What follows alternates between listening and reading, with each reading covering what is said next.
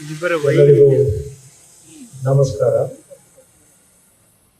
ಹಾಸನ ಜಿಲ್ಲಾಡಳಿತ ವತಿಯಿಂದ ಇಂದು 77ನೇ ಗಣರಾಜ್ಯೋತ್ಸವ ದಿನಾಚರಣೆ ನಾವು ನೀವೆಲ್ಲರೂ ಸೇರಿ ಆಚರಣೆ ಮಾಡ್ತಾ ಇದ್ದೇವೆ.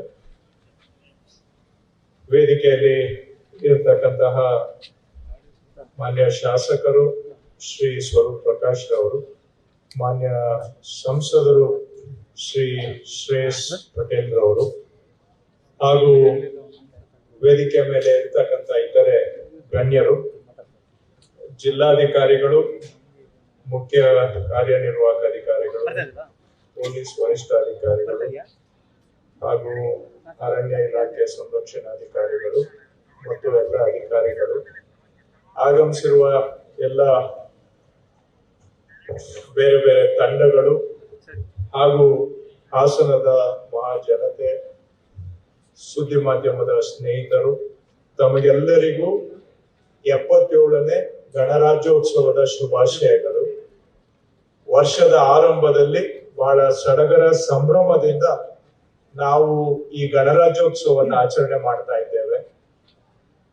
ಗಣರಾಜ್ಯ ಅಂದ್ರೆ ಗಣ ಅನ್ನೋದಕ್ಕೆ ಬಹಳ ಸಾವಿರಾರು ವರ್ಷಗಳ ಇತಿಹಾಸ ಇದೆ.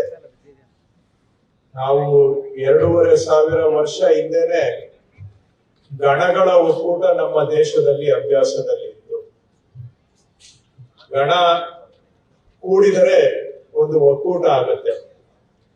ಹಾಗಾಗಿ ಈ ಒಕ್ಕೂಟ ವ್ಯವಸ್ಥೆಯನ್ನ ಸಂಭ್ರಮಿಸ್ತಕ್ಕಂತಹ ದಿನ ಈ ಗಣರಾಜ್ಯೋತ್ಸವ.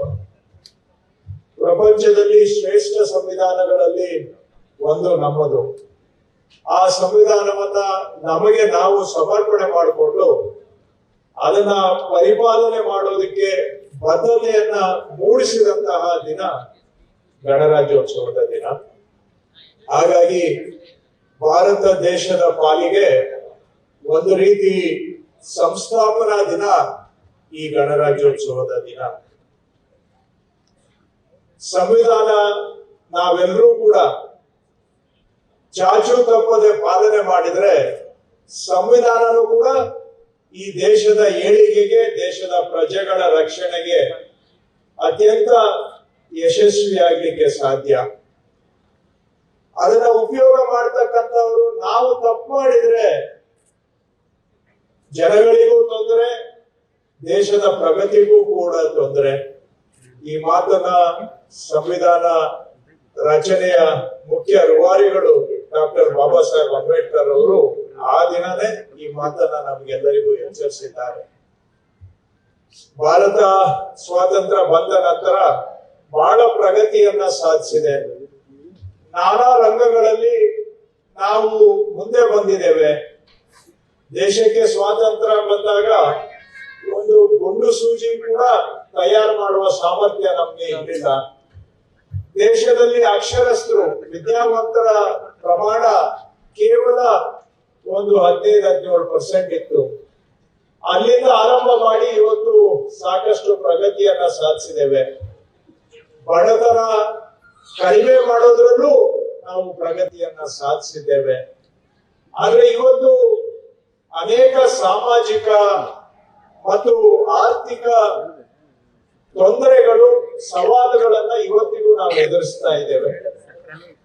ಬಡತನ ಕಡಿಮೆ ಆದರೂ ಕೂಡ ಶ್ರೀಮಂತರು ಬಡವರ ನಡುವೆ ಅಂತರ ದಿನೇ ದಿನೇ ಕಡಿಮೆ ಆಗ್ತಾ ಇರ್ಬೇಕಂತ ಆಗರ್ಭ ಜನ ಜೀವನ ನಡೆಸಲಿಕ್ಕೆ ಇನ್ನಷ್ಟು ಕಷ್ಟ ಪಡುವಂತಹದ್ದು ಆಗಿ ಬಡವರ ದುಡಿಮೆಯ ಲಾಭ ಕೆಲವು ದೇಶದ ಶ್ರೀಮಂತರ ಕೈಗೆ ಹೋಗ್ತಾ ಇದೆ. ದುಡಿಯೋದು ಬಹುಸಂಖ್ಯಾತರು, ಆದ್ರೆ ಅದರ ಲಾಭ ಇವತ್ತು ಕೆಲವರಿಗೆ ಸಿಗುವಂತಹದ್ದು. ಇದು ಸಂವಿಧಾನಕ್ಕೆ ಮಾಡ್ತಕ್ಕಂತಹ ಗೌರವ ಅಲ್ಲ, ಸಂವಿಧಾನದ ವಿರುದ್ಧವಾದಂತಹ ನಡೆ. ಸರ್ವರಿಗೂ ಸಮಪಾಲು ಸಮಬಾಳು ಅಂತ ಹೇಳಿದ್ರೆ ಅವರವರ ದುಡಿತಕ್ಕೆ ತಕ್ಕ ಹಾಗೆ ಅವರಿಗೆ ಜೀವನದಲ್ಲಿ ಆರ್ಥಿಕ ಶಕ್ತಿ ಸಿಗಬೇಕು.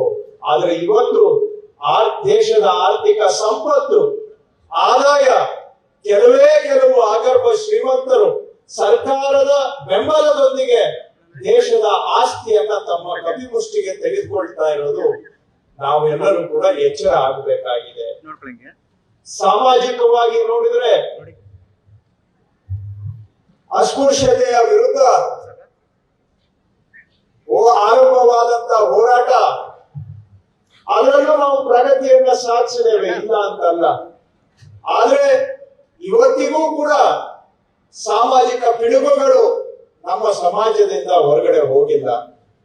ಒಂದು ಕಡೆ ಇವೆಲ್ಲ ಪಿಡುಗುಗಳು ಶತಮಾನಗಳಿಂದ ಬಂದಂತಹವು, ಅವುಗಳ ನಿರ್ಮೂಲನೆ ಸಂಪೂರ್ಣವಾಗಿ ಆಗಿಲ್ಲ ಅನ್ನುವಂತ ನೋವು ಒಂದು ಕಡೆ ಆದ್ರೆ, ಮತ್ತೊಂದು ಕಡೆ ಇವತ್ತು ದೇಶದಲ್ಲಿ ಧರ್ಮ, ಜಾತಿ ಇದರ ಮೇಲೆ ದ್ವೇಷ ದಿನೇ ದಿನೇ ಬೆಳೀತಾ ಇದೆ. ನಮ್ಮ ಸಂವಿಧಾನ ನಮ್ಗೆಲ್ಲರಿಗೂ ಕೂಡಿ ಮಾಡುವ ತತ್ವ ಸಂದೇಶವನ್ನ ಕೊಟ್ಟಿದೆ. ಆದ್ರೆ ಇವತ್ತು ದೇಶದಲ್ಲಿ ದ್ವೇಷ ದಿನೇ ದಿನೇ ಬೆಳೆಯುವಂತಹದನ್ನ ನಾವು ನೋಡ್ತಾ ಇದ್ದೇವೆ. ಇದರ ಬಗ್ಗೆ ನಾವು ಜಾಗೃತರಾಗಬೇಕಾಗಿದೆ. ಸಂವಿಧಾನ ಪರಿಪಾಲನೆ ಮಾಡಬೇಕು ಅಂತ ಹೇಳಿದ್ರೆ ಎಲ್ಲರನ್ನ ಒಳಗೊಂಡು ಬದುಕುವ ರೀತಿಯನ್ನ ನಾವು ಪ್ರತಿಯೊಬ್ಬರು ಕೂಡ ಅನುಸರಿಸಿದ್ರೆ ಮಾತ್ರ ಸಂವಿಧಾನಕ್ಕೆ ಗೌರವ ಕೊಟ್ಟಾಗ ಆಗುತ್ತೆ. ಹಾಗೂ ನಮ್ಮದು ಒಕ್ಕೂಟ ವ್ಯವಸ್ಥೆ ಇಡೀ ಪ್ರಪಂಚಕ್ಕೆ ಮಾದರಿ ಅಂತ ಹೇಳಬಹುದು. ಭಾರತದ ಒಕ್ಕೂಟ ವ್ಯವಸ್ಥೆ, ಇಷ್ಟು ಭಾಷೆಗಳು, ಇಷ್ಟು ಸಂಸ್ಕೃತಿಗಳು, ಇಷ್ಟು ಆಹಾರ ವೈವಿಧ್ಯತೆ, ವೈಚಾರಿಕ ವೈವಿಧ್ಯತೆ, ಧರ್ಮ ವೈವಿಧ್ಯತೆ, ಜಾತಿಗಳ ವೈವಿಧ್ಯತೆ, ಇವೆಲ್ಲವುಗಳ ನಡುವೆ ಒಂದಾಗಿ ನಾವು ಮುಂದೆ ಸಾಗ್ತಾ ಇದ್ದೇವೆ ಅಂತ ಹೇಳಿದ್ರೆ ಇಡೀ ಪ್ರಪಂಚದಲ್ಲಿ ಅದು ಭಾರತ ದೇಶ ಮಾತ್ರ. ಇಷ್ಟೊಂದು ವೈವಿಧ್ಯತೆಯನ್ನ ಇಟ್ಕೊಂಡು ಯಾರು ಕೂಡ ಒಂದು ಒಕ್ಕೂಟವಾಗಿ ಪ್ರಪಂಚದಲ್ಲಿ ಮುಂದೆ ಹೆಜ್ಜೆ ಇಡ್ಲಿಕ್ಕೆ ಪ್ರಜಾಪ್ರಭುತ್ವ ವ್ಯವಸ್ಥೆಯಲ್ಲಿ ಸಾಧ್ಯ ಇಲ್ಲ. ಅದು ಪ್ರಪಂಚಕ್ಕೆ ಸಾಧ್ಯ ಅಂತ ತೋರಿಸ್ಕೊಟ್ಟಿರುವಂತಹದ್ದು ಭಾರತ ದೇಶ. ನಮ್ಮ ಶಕ್ತಿಯೇ ನಮ್ಮ ವೈವಿಧ್ಯತೆ. ಅದು ಯಾವ ಭಾಷೆ ಇರ್ಬೋದು, ಸಂಸ್ಕೃತಿ ಇರ್ಬೋದು, ಆಚಾರ ವಿಚಾರ ಇರ್ಬೋದು, ನಂಬಿಕೆಗಳಿರಬಹುದು, ಜೀವನ ಶೈಲಿಗಳಿರಬಹುದು, ಇವೆಲ್ಲ ಕೂಡ ನಮ್ಮ ದೇಶದ ವೈವಿಧ್ಯತೆಯೇ ನಮ್ಮ ಆಸ್ತಿ. ವೈವಿಧ್ಯತೆಯನ್ನ ಸಂಭ್ರಮಿಸ್ತಕ್ಕಂತಹದ್ದು ನಮ್ಮ ಸಂವಿಧಾನ. ಪ್ರತಿಯೊಂದನ್ನು ಕೂಡ, ಪ್ರತಿಯೊಬ್ಬರನ್ನು ಕೂಡ ಗೌರವಿಸಬೇಕು ಅಂತ ಸಂವಿಧಾನ ನಮ್ಗೆ ಪಾಠ ಮಾಡುತ್ತೆ. ಆದ್ರೆ ಇವತ್ತು ದೇಶದಲ್ಲಿ ಒಂದೇ ಭಾಷೆ, ಒಂದೇ ರೀತಿ, ಒಂದೇ ಸಂಸ್ಕೃತಿ, ಒಂದೇ ಧರ್ಮ, ಇವೆಲ್ಲವುಗಳನ್ನ ಬಲವಂತವಾಗಿ ನಮ್ಮ ಮೇಲೆ ಹೇರುವಂತ ಕೆಲಸ ನಡೀತಾ ಇರೋದು ಕೂಡ ಸಂವಿಧಾನಕ್ಕೆ ತದ್ವಿರುದ್ಧ ಅನ್ನೋದನ್ನ ನಾವು ಅರ್ಥ ಮಾಡ್ಕೋಬೇಕಾಗಿದೆ. ಕನ್ನಡ ಭಾಷೆಯ ಮೇಲೆ ನಿರಂತರವಾಗಿ ಕೇಂದ್ರ ಸರ್ಕಾರ ಅಧಿಕಾರವನ್ನ ದುರುಪಯೋಗ ಮಾಡಿಕೊಂಡು ನಮ್ಮ ಭಾಷೆಯನ್ನ ಹತ್ತಿಕ್ಕಿ ಬಲವಂತವಾಗಿ ನಮ್ಮ ಮೇಲೆ ಹಿಂದಿಯನ್ನ ಹೇಳ್ತಕ್ಕಂತ ಪ್ರಯತ್ನಗಳು ಇನ್ನಷ್ಟು ಹೆಚ್ಚಾಗ್ತಾ ಇದೆ, ವ್ಯವಸ್ಥಿತವಾಗಿ ಮಾಡ್ತಾ ಇದ್ದಾರೆ. ಇವೆಲ್ಲ ಹಿಂದೆ ಪ್ರಯತ್ನ ಆದಾಗ ಅದರ ವಿರುದ್ಧ ದೊಡ್ಡ ಚಳುವಳಿಗಳು ಆಗಿ ಭಾಷಾ ವೈವಿಧ್ಯತೆಯನ್ನ ಕಾಪಾಡತಕ್ಕಂತಹ ಕೆಲಸ ನಮ್ಮ ದೇಶದಲ್ಲಿ ಆಗಿದೆ. ಆದ್ರೆ ಇವತ್ತು ವ್ಯವಸ್ಥಿತವಾಗಿ ನಮ್ಮ ಭಾಷೆಯನ್ನ ಹತ್ತಿಕ್ಕತಕ್ಕಂತ ಕೆಲಸ ದುಸ್ಸಾಹಸಕ್ಕೆ ಮತ್ತೊಮ್ಮೆ ಅಧಿಕಾರ ದುರುಪಯೋಗ ಮಾಡಿಕೊಂಡು ಕೇಂದ್ರ ಸರ್ಕಾರ ಮಾಡ್ತಾ ಇರೋದ್ರ ಬಗ್ಗೆನೂ ನಾವು ಎಚ್ಚೆತ್ತುಕೊಳ್ಬೇಕು. ಅದು ಕೂಡ ಸಂವಿಧಾನಕ್ಕೆ ಮಾಡ್ತಕ್ಕಂತಹ ಗೌರವ ಅಲ್ಲ. ಭಾಷೆ ಸಂಸ್ಕೃತಿಯ ಮೇಲೆ ದಾಳಿ ಆದ್ರೆ ಮತ್ತೊಂದು ಕಡೆ ನಮ್ಮಂತಹ ಪ್ರಗತಿಪರ ರಾಜ್ಯಗಳು ನಮ್ಮ ಆರ್ಥಿಕ ಶಕ್ತಿಯನ್ನ ಕುಂದಿಸುವಂತಹ ವ್ಯವಸ್ಥಿತ ಪ್ರಯತ್ನವನ್ನು ಕೂಡ ಕೇಂದ್ರ ಸರ್ಕಾರ ಮಾಡ್ತಾ ಇದೆ. ಕರ್ನಾಟಕ ಒಂದು ರೀತಿ ದೇಶಕ್ಕೆ ಕೊಡುಗೆಯನ್ನ ಕೊಡ್ತಕ್ಕಂತಹ ಅಕ್ಷಯ ಪಾತ್ರೆ ಕರ್ನಾಟಕ ಅಂತ ಹೇಳಬಹುದು. ನಾವು ಇಲ್ಲಿ ಆಗ್ತಕ್ಕಂತ ಉತ್ಪಾದನೆ, ಇಲ್ಲಿಂದ ಬರ್ತಕ್ಕಂತಹ ಆದಾಯ ಇವತ್ತು 4 ಬಡ ರಾಜ್ಯಗಳಿಗೆ ಸಹಾಯ ಮಾಡ್ತಾ ಇದೆ ಕೇಂದ್ರ ಸರ್ಕಾರ ನಡೀಲಿಕ್ಕೆ. ಕರ್ನಾಟಕದ ಆದಾಯ ಬಹಳ ದೊಡ್ಡ ಪಾತ್ರವನ್ನ ವಹಿಸಿದೆ.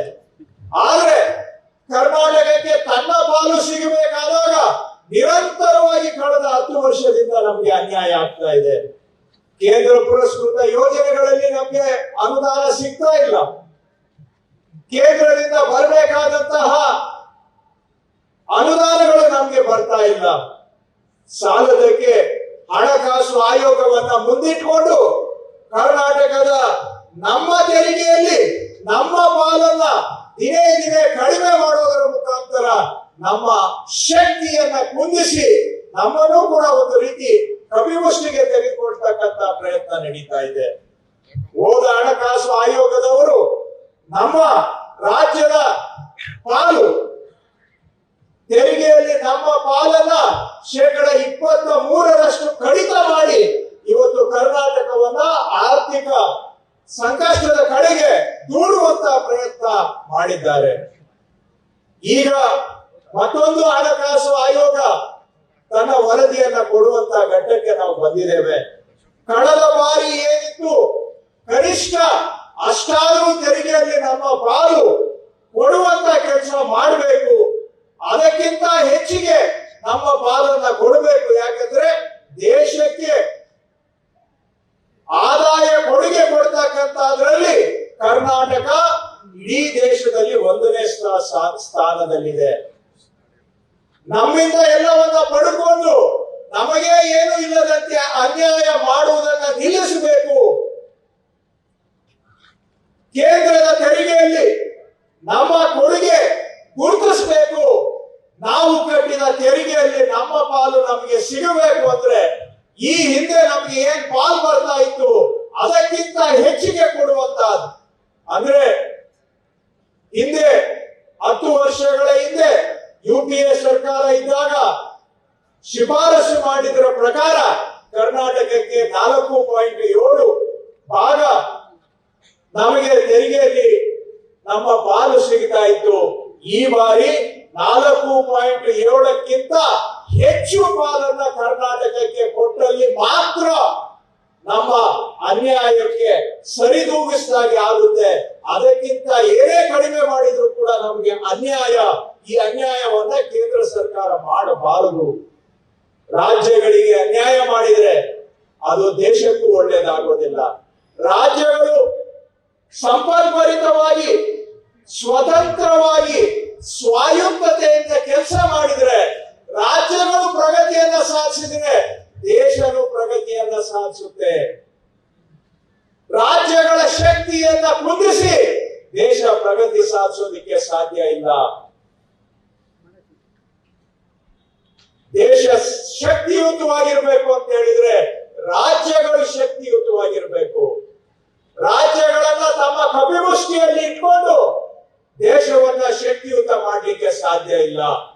ಕರ್ನಾಟಕದಂತ ರಾಜ್ಯಗಳು ಅಭಿವೃದ್ಧಿಯ ಪಥದಲ್ಲಿ ದಾಪುಗಾಲು ಹಾಕಿದರೆ ಅದರಿಂದ ದೇಶವೂ ಕೂಡ ದಾಪುಗಾಲು ಆಗ್ತದೆ. ಅಭಿವೃದ್ಧಿಯ ಪಥದಲ್ಲಿ ಕನ್ನಡಿಗರ ಆದಾಯ ಹೆಚ್ಚಾದ್ರೆ ದೇಶದ ಆದಾಯ ಹೆಚ್ಚಾಗುತ್ತೆ, ಕೇಂದ್ರ ಸರ್ಕಾರಕ್ಕೂ ಆದಾಯ ಹೆಚ್ಚಿಗೆ ಬರುತ್ತೆ.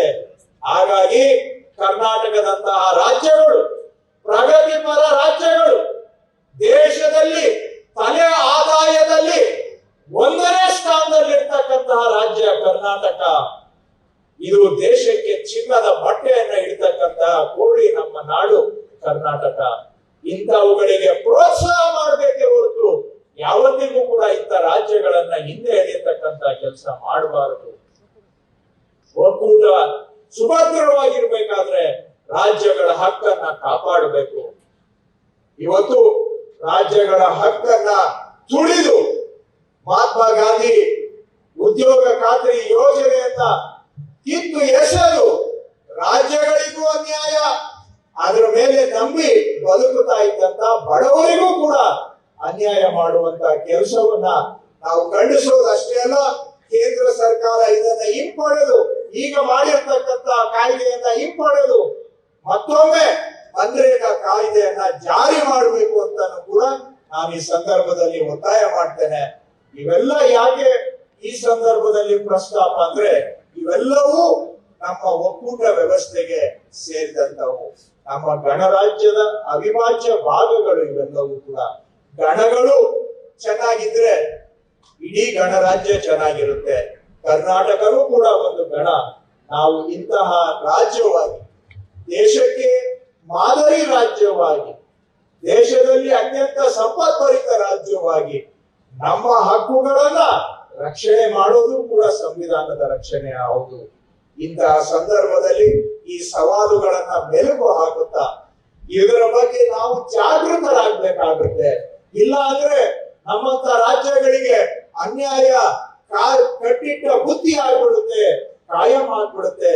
ನಾವು ಎಲ್ಲಿವರೆಗೂ ಎಚ್ಚೆತ್ಕೊಳ್ಳೋದಿಲ್ಲ ಅಲ್ಲಿವರೆಗೂ ಈ ಅನ್ಯಾಯ ನಿಲ್ಲೋದಿಲ್ಲ. ಇಂತಹ ಗಣರಾಜ್ಯದ ದಿನ, ಗಣರಾಜ್ಯದ ಸುಭದ್ರತೆಗಾಗಿ ಒಕ್ಕೂಟ ವ್ಯವಸ್ಥೆಯನ್ನ ಮತ್ತಷ್ಟು ಸುಭದ್ರಗೊಳಿಸಲಿಕ್ಕೆ ನಾವು ಪ್ರತಿಯೊಬ್ಬರೂ ಕೂಡ ಜಾಗೃತರಾಗಬೇಕಾದಂತ ಅವಶ್ಯಕತೆ ಇದೆ. ಆ ದಿಕ್ಕಿನಲ್ಲಿ ಇಂದು ನಾವೆಲ್ಲರೂ ಕೂಡ ನಮ್ಮ ಬದ್ಧತೆಯನ್ನ ಪ್ರದರ್ಶನ ಮಾಡೋಣ. ಸಂವಿಧಾನದ ರಕ್ಷಣೆಗೆ, ಸ್ವಾತಂತ್ರ್ಯದ ರಕ್ಷಣೆಗೆ ಹಾಗೂ ಸಾಮಾಜಿಕ ನ್ಯಾಯದ ರಕ್ಷಣೆಗೆ ಮತ್ತು ಒಕ್ಕೂಟ ವ್ಯವಸ್ಥೆಯ ಸುಭದ್ರತೆಗೆ ನಮ್ಮನ್ನ ನಾವು ಸಮರ್ಪಣೆ ಮಾಡಿಕೊಳ್ಳುವುದರ ಮುಖಾಂತರ ಅರ್ಥಪೂರ್ಣವಾಗಿ ಗಣರಾಜ್ಯೋತ್ಸವವನ್ನ ಆಚರಿಸೋಣ ಅಂತ ಹೇಳುತ್ತಾ, ಜಿಲ್ಲಾಡಳಿತದವರು ಯಥಾ ಪ್ರಕಾರ ಬಹಳ ಅಚ್ಚುಕಟ್ಟಾಗಿ ಕಾರ್ಯಕ್ರಮವನ್ನ ಆಯೋಜನೆ ಮಾಡಿದ್ದಾರೆ. ಅವರಿಗೆ ಮತ್ತೊಮ್ಮೆ ನಾನು ಅಭಿನಂದನೆಯನ್ನ ಸಲ್ಲಿಸಿ ತಮ್ಮೆಲ್ಲರಿಗೂ ಮತ್ತೊಮ್ಮೆ ಗಣರಾಜ್ಯೋತ್ಸವದ ಶುಭಾಶಯಗಳನ್ನ ತಿಳಿಸುತ್ತಾ ನನ್ನ 4 ಮಾತಿಗೆ ವಿರಾಮ ಕೊಡ್ತೇನೆ. ಧನ್ಯವಾದಗಳು.